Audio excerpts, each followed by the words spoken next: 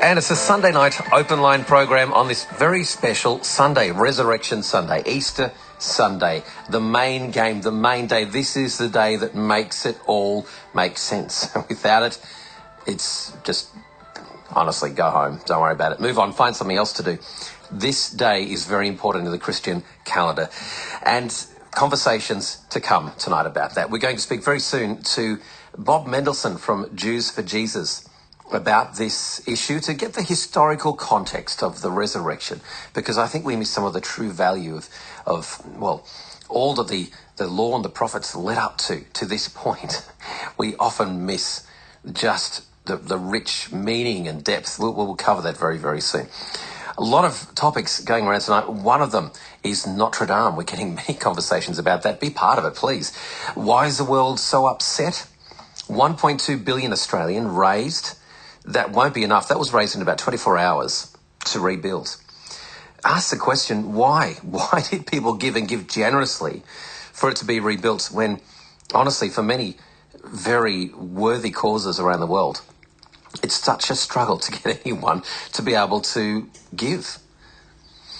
Love to get your perspective on that. What was the trigger? Why is it that the world is upset by this? Is it just because it's such a significant part of the landscape in France? Could well be. It is a pretty significant building, 800 years old, all of that. But still, to give so generously. Anzac Day, what are you doing on Thursday? We're going to speak to a chaplain a little later about that, in particular, Anzac Day, and the perspective, that spiritual perspective of Anzac Day for the chaplain who's worked in the armed services as well. It's good to get that perspective and how we can best serve those and care for those who are either remembering a family member, or perhaps not even that. Perhaps they've been through war themselves, service. How can we best care for and be there for those people at that time? That's a conversation to come, but please add your thoughts to it as well. The Cross Equals Love campaign. Did you see the skywriting over the weekend? Looks pretty great. I think it's a great idea. Some don't. I don't know why. I think it's a fantastic opportunity. 1300 13 11 70. Someone mentioned earlier too about how we should be raising the legal age for drinking in Australia. There was tied in to talk about the Sydney lockout laws. Interestingly, in the US, Maryland joins Virginia in raising the smoking age to 21. Now that's smoking, but that's not just cigarettes, but vaping with nicotine in it and all the new varieties of doing that. Lifting the age from 18 to 21. I don't know. Is that a conversation we need to have again here in Australia, in New South Wales to start? 1300 13 11 70. Easter, Good Friday, Easter Sunday, Passover. I think sometimes we don't fully appreciate what the law and the prophets was looking forward to, this Messiah. I don't think we fully appreciate just how it all links in. Bob Mendelsohn, if you've ever heard Bob speak, or anyone from Jews for Jesus, it's an amazing time. Next event they've got coming up, make sure you get along to it. It's such an insightful time. Well, we can have a bit of a taste of that tonight because Bob joins us on the phone. He's from Jews for Jesus to give us that extra historical context and perspective to the resurrection. Good evening, Bob. Shalom, my friend. Straight up for us, Bob, what is it that you, I guess, possibly a bit frustrated even when we talk of the resurrection and Jesus' death and resurrection, Good Friday, Easter Sunday, the timing, the context, from the Jewish perspective, what is it that we miss? The Jewish people were celebrating Passover, that holiday which reminds us of Exodus from Egypt, and it was in that context that Yeshua, Jesus, before he became Jesus, Yeshua, actually took the cup, took the bread that was used at the Passover meal, and instituted something very significant, a meal within a meal, if you will. It was in the context of that whole redemption story, which everybody saw as a national holiday, national redemption, that he personalized it, like he had said early on when he said, if anyone looks to me, as Moses lifted up the serpent in the wilderness, whoever looks to me will be saved. That whole idea of individual redemption was fairly new to the Jewish people, though it's hidden in the record of the Older Testament. So when we talk about Easter, Good Friday, yada, yada, we're talking about a very Jewish context. After all, it took place in Jerusalem, not Denmark, not Salt Lake City, thank God. But it happened in a Jewish context among Jewish people who understood the story of deliverance, and he personalized it for each person. And this is the thing, isn't it? Throughout all of the Old Testament, the law and the prophets, we see, and Jesus, there was so much imagery, so many points of what he did and how he behaved in this time that points back to all that was promised and foretold. It's a continual story from Genesis to Revelation. Jesus didn't wake up one day and say, hey, I'm in the book of Matthew, I better start a new religion. It's a continual story that is evident as people read from the heart of God from the beginning. There was a woman, there was a man in the Garden of Eden, and to those people, God said, I'm going to work on something and send the Messiah. And as a result, there's been this, in the heart of the Jewish people, there's been a longing for the Messiah to come. Ever since we heard those words, I will make enmity between you and the woman, the overheard story between God and the serpent, and the choosing of Abraham, the deliverance from Exodus in Egypt. There's just so much that continues to pour into what we call gospel story that isn't new at all, but ancient. For you, Bob, what was the story of your conversion and becoming a Christian and believing in Jesus as the Messiah? Well, let's clear up a couple things. One, we don't use the term convert, because if a Methodist becomes a Baptist, he converts and he quits being a Methodist. If a Catholic becomes a Lutheran, he quits being a Catholic. Is that fair? I say, straight up, thank you for correcting me? That is so important, and I'm sorry I said it like that, and I'm so glad you corrected that. It's so important to know. Thank you. You're fine. Look, I'm just a little sensitive to it, because a Jew who comes to believe in Jesus is still a Jew. I still want to have my Passover Seder. I still want to have Rosh Hashanah and listen to the sound of the shofar. I still want to eat matzo ball soup and not ham and cheese and a hot cross bun on a Sunday for Easter. In the middle of Passover, I don't want to eat leavened bread.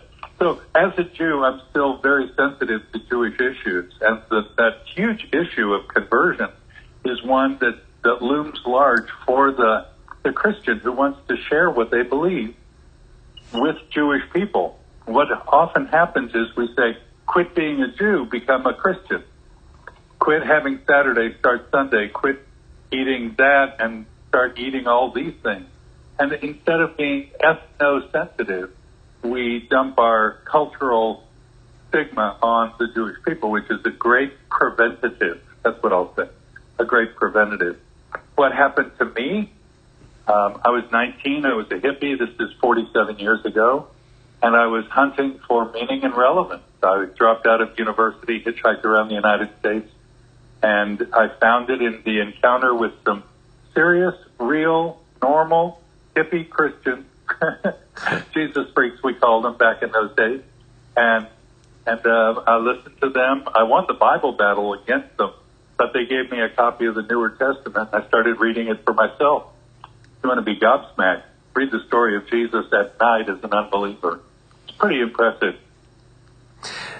As a Jew, and then discovering, because of course for many Jews they don't see Jesus as being that promised Messiah.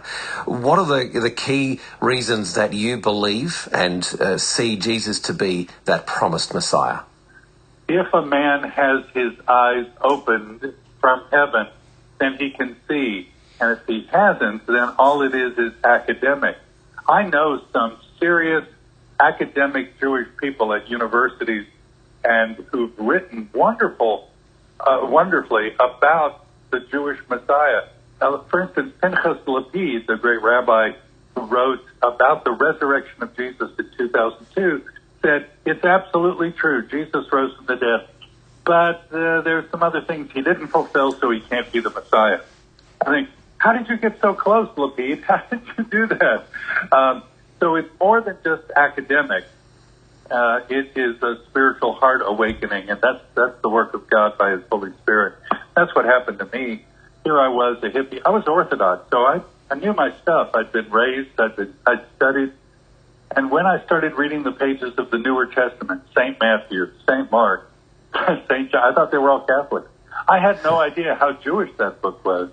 But beyond the Jewishness of the Newer Testament, I saw the consummate hippie, man of peace and love and meaning and relevance. And that's what I wanted. So for me, as an existentialist at 19, I didn't really want more religion. What I wanted was forgiveness of my sins. And that's what I found in Jesus. So as I read, I was convinced that He was somebody, okay? But it was in that whole next 3 months, I'd already given my life to the Lord. I'd already been kicked out of home. But it was in the reading of messianic prophecies like Genesis 3, to which I alluded, or Psalm 22, Isaiah 53, and so many other biblical passages, Daniel 9, Micah 5. When I read those, it confirmed to me what I'd already come to believe. But there are lots of people who need to read those messianic prophecies first. Bob, I love your story. Whenever I have an opportunity to hear anyone from your organisation speak, I jump at it. It's so good, especially going through I thank you for your time. I appreciate what you do. And I encourage anyone to put Jews for Jesus into Google and do some more research and get along to the next event or find out more about what you do. Thank you so much, Bob. Shalom, my friend. Happy Passover, happy Easter in Jesus. Bob Mendelsohn from Jews for Jesus. He's such an interesting topic that even me in that interview are playing my Gentile thoughts in there as well. It is such a really helpful thing for us, I think, to spend a little bit of time. Got a day off tomorrow if you have. That's great. Do some research. I think we lose so much meaning. We lose so much depth to Christianity when we try and see it as separate to the Old Testament, where we're trying to sort of put a line down the middle. It's one continuous story. I think if you want to take one take-home message, it's one continuous story from Genesis to Revelation in the Bible. It is one story. Amazing stuff. There's an Old Testament lecturer who he would always say, I remember he would always say that the New Testament was just footnotes, really, to the Old Testament. It didn't say anything new. There was nothing new in the New Testament. Very interesting stuff. You'd take an Old Testament. Mind you, the New Testament lecturer at that point, when he said that, had no comeback. He couldn't. Well, you're probably right there. 1300 13 11 70. It's the Sunday night open line program. It's Easter Sunday, Resurrection Sunday. And we have much more to discuss on the topic of Easter and Jesus and the resurrection. Michael Frost on the way a little later on, talking about what that means to us in 2019 in particular.